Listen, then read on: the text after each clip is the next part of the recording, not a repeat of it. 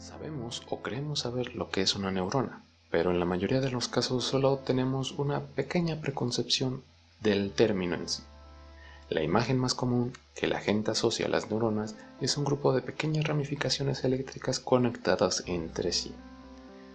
Que técnicamente está bien, pero solamente es eso, una vaga idea de lo que es.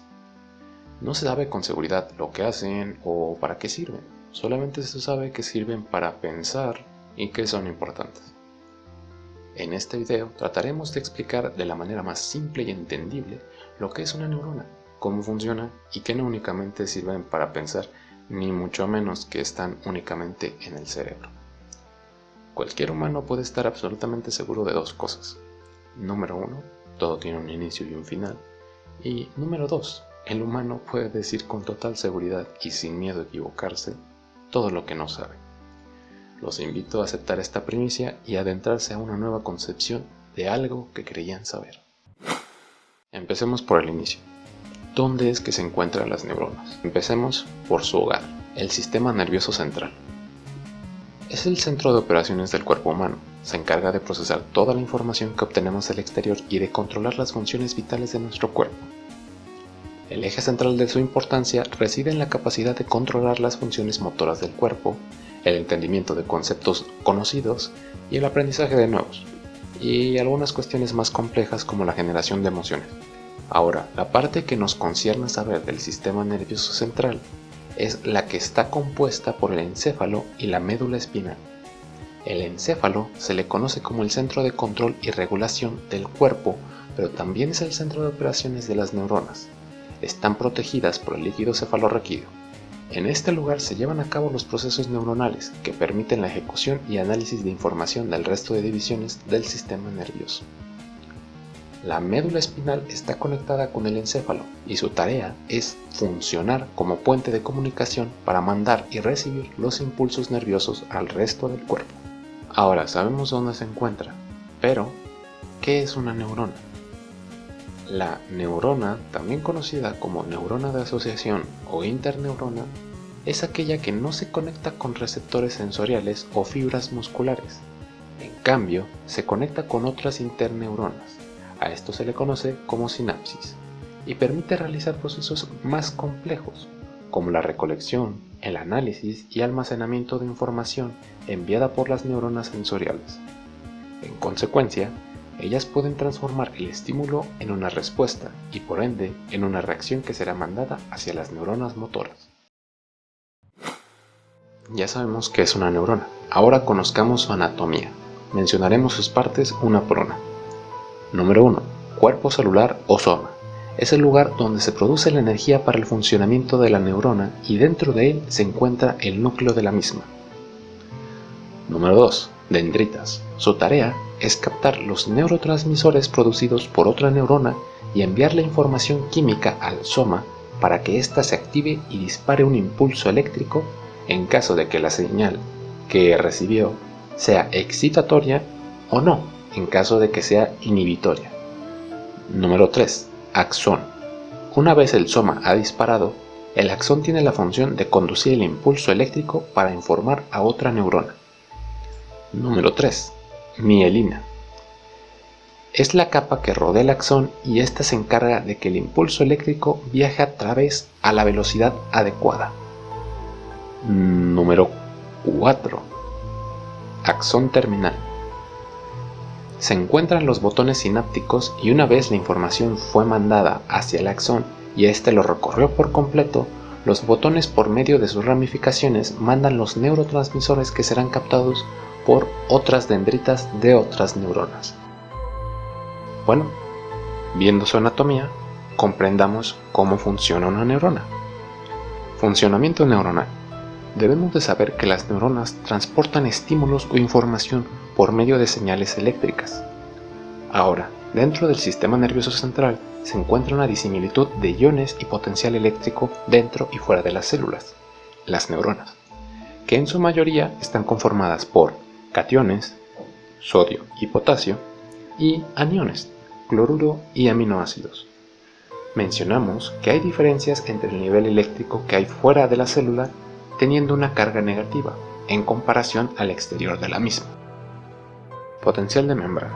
Cuando una célula está en reposo y no está recibiendo o enviando señales eléctricas, es donde existe esta diferencia de potencial. Esto gracias a la distribución desigual de iones. En este momento, la neurona no está excitada y el potencial es generalmente negativo en comparación al que está fuera de la célula. Potencial de acción. Sucede cuando se presenta un cambio en la permeabilidad de la membrana y esto permite la interacción celular a los cationes y aniones con la neurona, provocando una alteración a su polarización y pasando a ser despolarizada. El potencial de la membrana pasa de ser negativo a positivo. O se hiperpolariza, el potencial de la membrana se vuelve más negativo de lo que era. El potencial de la membrana se mantiene gracias al canal iónico de potasio. La despolarización comienza cuando el canal de sodio se abre, comienza el potencial de acción, y sobrepasa al canal de potasio. Excitabilidad neuronal. Se podría decir que una vez la membrana se despolariza, esta comienza con su proceso de excitabilidad. Sin embargo, únicamente rebasó el umbral de excitabilidad necesario para salir de su estado de reposo, pero aún no es excitable y entra en un periodo refractario. Es el momento donde se encuentra en reposo pero tampoco está excitada. Los canales de sodio están abiertos y comenzarán a cerrarse gradualmente y si esto sucede, la membrana volverá a entrar en reposo. La neurona es susceptible a la excitabilidad antes de volver a su estado original, pero requiere un estímulo más intenso para provocar una excitabilidad completa y un completo funcionamiento.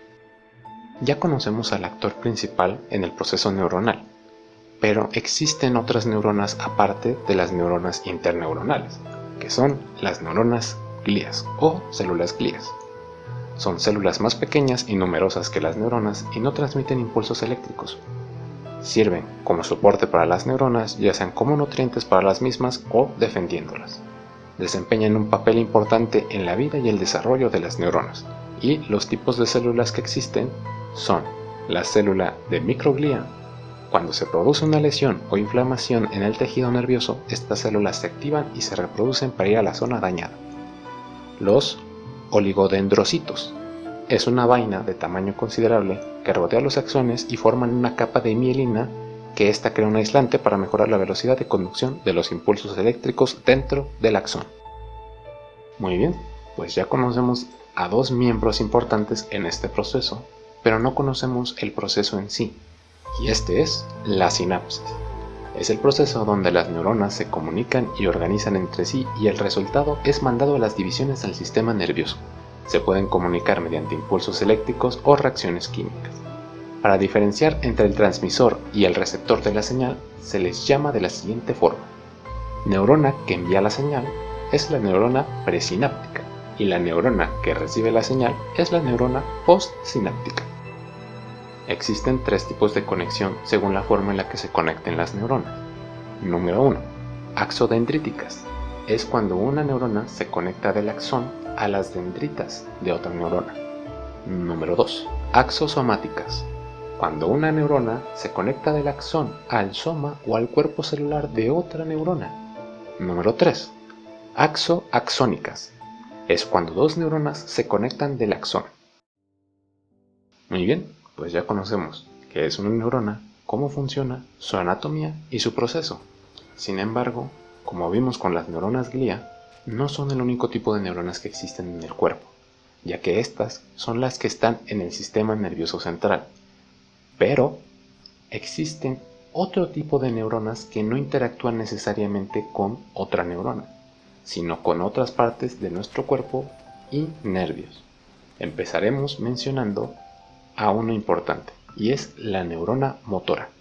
Es la neurona del sistema nervioso central cuyo final del axón está unido a una fibra muscular o glándula, formando una sinapsis neuromuscular que al momento de liberar un impulso nervioso provocará la liberación de neurotransmisores a la membrana de la célula muscular. Esta contiene receptores que actuarán en respuesta a la señal. Viéndolo de otra forma, las neuronas motoras manejan un tipo de señal output o salida, es decir, que ella manda los impulsos eléctricos del sistema nervioso central hacia los músculos, pero no recibe un impulso de entrada o una respuesta. Es una relación unilateral entre neurona y músculo. conozcamos su contraparte, la célula efectora. Ellas reciben la señal enviada por las neuronas motoras y causan una respuesta para producir algún cambio, consciente o inconscientemente. Es decir, en el caso de los músculos esqueléticos están controlados por el sistema nervioso central somático, lo que significa que son controladas por el individuo, aunque en algunos casos como el autorreflejo, el cerebro primero manda la señal de acción antes de recibir la información. Por otra parte, los músculos lisos se encargan de la actividad de algunos órganos internos. Estos están bajo el mando del sistema nervioso central autónomo y no pueden ser controlados a voluntad. Bueno, ya conocimos a la neurona que se encarga de la causa y la que recibe el efecto. Ahora, solamente nos falta mencionar una última neurona para cerrar con todo este ciclo de procesos fisiológicos. Ella es la neurona sensorial. Envía la información recibida desde los tejidos corporales y los órganos de los sentidos, vista, olfato, tacto, gusto y escucha, y los manda hacia el sistema nervioso central, que procesa la información. Básicamente es lo opuesto a la motora, pues ella recibe estímulos del exterior y manda la información hacia el interior, más específicamente al sistema nervioso central.